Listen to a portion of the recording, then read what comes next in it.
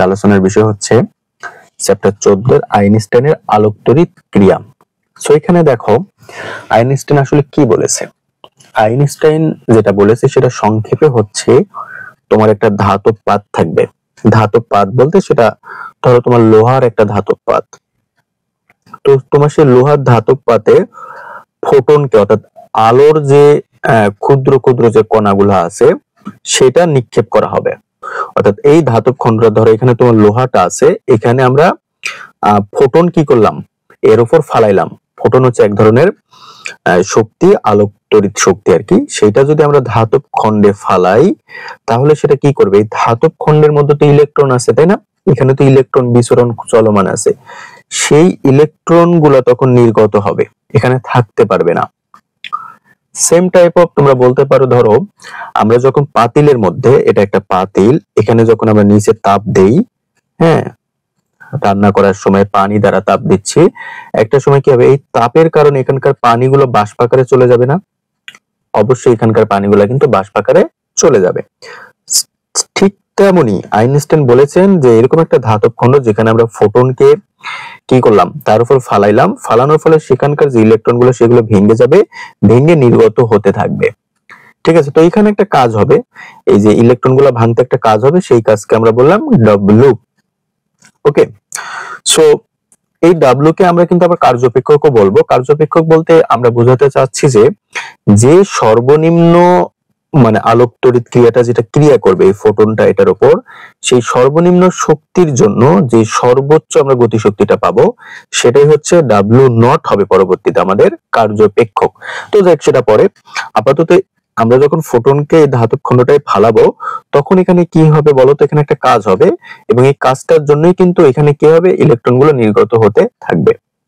তো দেখো এই যে আপতিত যে আলোক শক্তিটা আছে যেটা পড়তেছে সেটা সমান আমরা বলতে পারি এখানে বন্ধন ভাঙতে কৃত কাজ।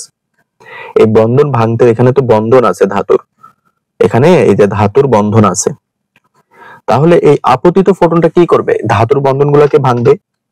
বন্ধন ভাঙার পর সেগুলো কি হবে আস্তে আস্তে গতিশক্তি পাবে না। অর্থাৎ তুমি যখন পানির মধ্যে তাপ দাও তখন কি হয় একটু পরে পানিগুলো উতলায় কিনা, মানে সেগুলা কি করে অনেক মানে বাষ্পাকার হওয়ার জন্য অনেক শব্দ করে পাত্রের মধ্যে। ঠিক সেম টাইপ অফ যে বন্ধন ভাঙতে কৃত কাজ একটা এখানে কাজ হবে বন্ধনটা ভাঙতে, এবং সেখানে পাত্রের মধ্যে একটা গতি শক্তি কিন্তু সঞ্চার করবে। তাহলে জিনিসটা দাঁড়াচ্ছে আপতিত আলোক শক্তি হচ্ছে ই, বন্ধন ভাঙতে কৃত কাজ হচ্ছে ডাব্লিউ, আর গতি শক্তি হচ্ছে ই কে। সো আই হোপ যে তোমরা এই ব্যাখ্যাটুকু বুঝতে পেরেছো। এখন আমরা চলো মেইন কাজে যাই। সো এটাই মেইন কাজ ছিল তোমাদের মূলত। এখন যেটা আছে এই কোশ্চেনটা মূলত বাংলা কথার উপর নির্ভর করেই অল্প একটু জাস্ট প্রমাণের মধ্যে আছে। সো সেই প্রমাণের বেশিরভাগ অংশটুকু আমরা এখানে করে ফেলছি। সো সিম্পলি বিষয়টা দেখো, সিম্পলি বিষয়টা হচ্ছে আলোক তড়িৎ ক্রিয়াটা কি। আলোক তড়িৎ ক্রিয়াটা হচ্ছে একটা ধাতব খণ্ডের উপর যখন ফোটন আলোক তড়িৎ ক্রিয়া করবে তখন সেখানকার যে ইলেকট্রন গুলা যেগুলো আছে সেগুলো নির্গত হতে থাকবে, এটাই মূলত আলোক তড়িৎ ক্রিয়া, এটা এখানে বলা আছে। আচ্ছা, এখন দেখো আইনস্টাইন আলোক তড়িৎ সমীকরণটা আমরা প্রতিষ্ঠা করব। তো সেখানে তার জন্য দেখো বলা হচ্ছে যে কোয়ান্টাম তত্ত্বানুসারে শক্তির বিকিরণ ক্ষুদ্র ক্ষুদ্র এককের আকারে ঘটে। স্বাভাবিক, বিকিরণ তো বিকিরণটা কিভাবে ঘটবে, বিকিরণ এই যে এটা যদি বিকিরণ হয় এই অনেকগুলো ইলেকট্রনের সমষ্টি মিলেই তো একটা বিকিরণ হবে তাই না। তো সেটাই বলেছে শক্তির ক্ষুদ্র ক্ষুদ্র আকারকে ফোটন বলে। এই যে ক্ষুদ্র ক্ষুদ্র যে আকার এগুলা যেগুলো আছে সেগুলোকে ফোটন বলা হচ্ছে। তো প্রতিটি ফোটনের শক্তি হচ্ছে এইচ নিউ, এই যেটা কিন্তু নিউ, তোমরা একটু চিহ্নটা ভালো করে হয়তো আরো লিখতে পারবা, আমার একেবারে ভিড় মতো হয়ে যায়, এটা কিন্তু নিউ, এটা বাংলা নাম হচ্ছে নিউ। ওকে, সো এইচ সমান প্লাঙ্কের ধ্রুবক, নিউ সমান ফোটনের কম্পাঙ্ক। তো ধাতব পদার্থের পৃষ্ঠে নিউ কম্পাঙ্কের ফোটন আপতিত হলে ওই যে সেম টাইপ অফ এখানে যখন নিউ কম্পাঙ্ক যখন আপতিত হবে, নিউ কম্পাঙ্কের ফোটন আপতিত হলে ফোটনের সাথে পদার্থের পরমাণুর স্থিতিস্থাপক সংঘর্ষ ঘটে।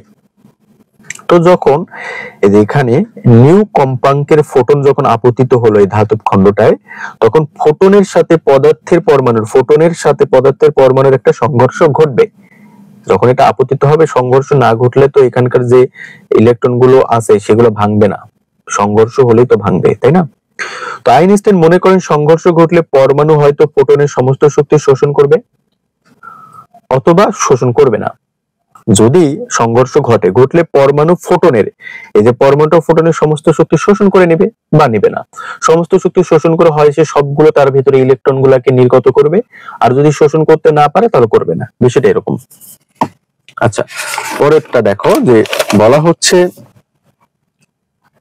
খেয়াল করো, পরমাণু থেকে কোনো ইলেকট্রন মুক্ত করতে কিছু শক্তির প্রয়োজন হয়। স্বাভাবিক, পরমাণু থেকে ইলেকট্রনকে মুক্ত করতে আমরা এই যে পরমাণু যেটা আছে এই পরমাণু থেকে ইলেকট্রন গুলোকে মুক্ত করতে শক্তির প্রয়োজন হবে না? অবশ্যই হবে। তো এইচ নিউ শক্তির কোন ফোটন ধাতব পৃষ্ঠে আপতিত হলে, এখন দেখো এখানে কি ই আছে, তো ই সমান আমরা জানি যে এখানে একটা ফোটন নির্গত হচ্ছে, তাহলে সেটা নিউ, আর অবশ্যই এখানে প্লাঙ্কের ধ্রুবকটা কাজ করবে এইচ, সো এইচ নিউ। এটাকে আমরা ধরেও নিতে পারি যে ই সমান এইচ নিউ।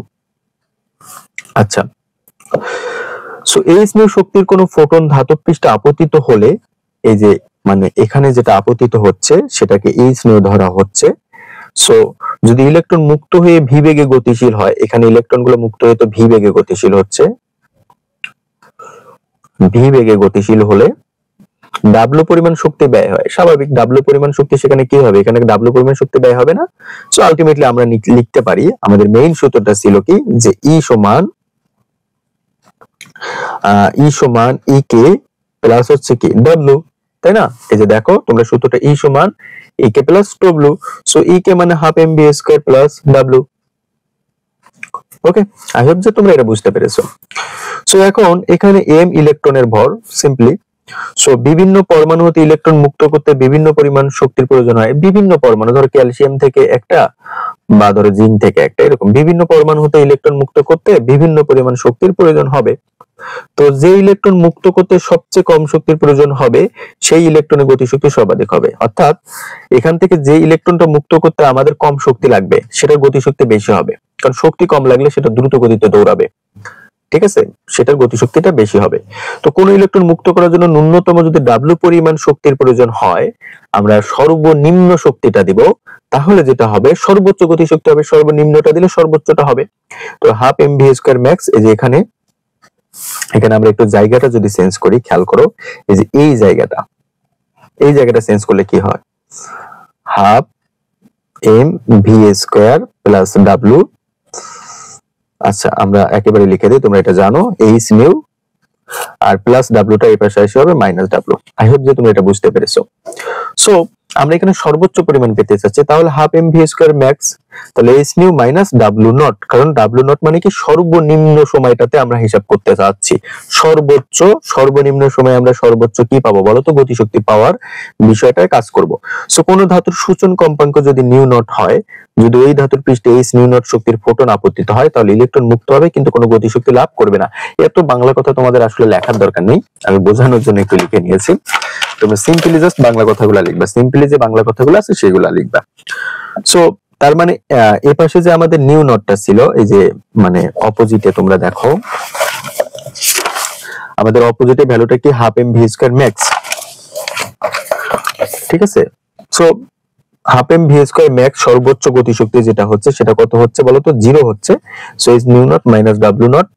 তো খেয়াল করো, যদি কোনো গতিশক্তি লাভ না হয়, আমরা আগে দেখেছি এই বাংলা কথাতে, তোমরা যদি দেখো আসলে এইটুকু তোমাদের করার দরকার ছিল না, আমি তারপরেও করতেছি, এইটুকু পর্যন্ত করে দিলেই হয়, কিন্তু আমি অতিরিক্ত একটু লাইন করে দিব। সেটা হচ্ছে দেখো, কোন ধাতুর সূচন কম্পাঙ্ক যখন নিউ নট হবে হলে, অর্থাৎ মানে সূচন কম্পাঙ্ক বলতে কি বোঝো খেয়াল করো তো, এখানে কোন প্রকার কি হবে না, কোন প্রকার আলো আপতিত হবে না ধাতুর খণ্ডরে, তখন কি এটা কোনো কাজ হবে?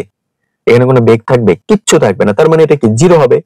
অর্থাৎ এখানে যদি এটা 0 হয়, আগে যেটুকু নির্গত হয়েছে সেটুকুই থাকবে, আর এখানে এটা কি হবে, এখানে যদি থেমে যায়, অর্থাৎ কোন ধাতুর সূচন কম্পাঙ্ক নিউ নট হলে যদি ওই ধাতুর পৃষ্ঠে এইচ নিউ নট শক্তির ফোটন আপতিত হয়, তাহলে ইলেকট্রন মুক্ত হবে কিন্তু কোনো গতিশক্তি লাভ করবে না। অর্থাৎ ইলেকট্রন যেটুকু মুক্ত হয় সেটুকু হয়েছে, আর কোনো ইলেকট্রন এখানে মুক্ত হবে না। তার মানে তখন কি, যে half M V square max সেটা 0, so H nu not minus W not. এখন যদি আমরা ডাব্লু নট কে পাশে নিয়ে আসি, প্লাস হয়ে যায়, আর এখানে ডাব্লু নট এর ভ্যালু আমরা পাইলাম এটা। আই হোপ যে তুমি এটুকু বুঝতে পেরেছো। এখন ডাব্লু নট এর মান 2 নং এ বসাবো আমরা। 2 নং এ যে সমীকরণটা আছে অপোজিটে দেখো, সেখানে half M V square max H nu minus H nu not, এই যে ডাব্লিউ নট এর মানটা বসিয়ে দিলাম। সো এইচ এর জায়গায় এইচ থাকলো, কমন নিলাম, আর এটা হচ্ছে সেই সূত্র। এটাই হচ্ছে আমাদের আলোক তড়িৎ ক্রিয়া সম্পর্কিত আইনস্টাইনের সমীকরণ। সো আই হোপ যে তোমরা বুঝতে পেরেছো। এটা একটু প্র্যাকটিস করবা, বিশেষ করে প্রমাণটুকু, বাংলা কথাটুকু তোমাদের মতো করে পড়ে নিবা, বুঝে নিবা, তাহলেই আশা করি হয়ে যাবে। So thank you.